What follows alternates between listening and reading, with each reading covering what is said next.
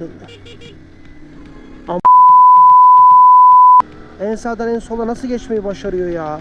Kafayı yersin ya. Trafikten hiç haberin bile olmasa dersin ki abi ben bunu yapıyorum ama biri gelir arkamdan vurur mu? Düşünebilirsin. Trafik bilgisine de gerek yok. Ama hani diyeceksin ki lan buradan yanımdan araba gelebilir. Dönüyorum ya ben. Şöyle dönerken vurabilir. İlkokul bak vurmak ne yapmak? Gidip böyle çarpmak. İnsana vurursan insanın ölmesi. Çünkü yanımdan da araba geliyor. Bak aynadan görüyorum. Bu aynayı niye yapmış bu mühendisler? Aa burada bir ayna var. Aa böyle eğilip ya bu saçıma başıma bakmak için değil. Aa araba geçiyor. Aa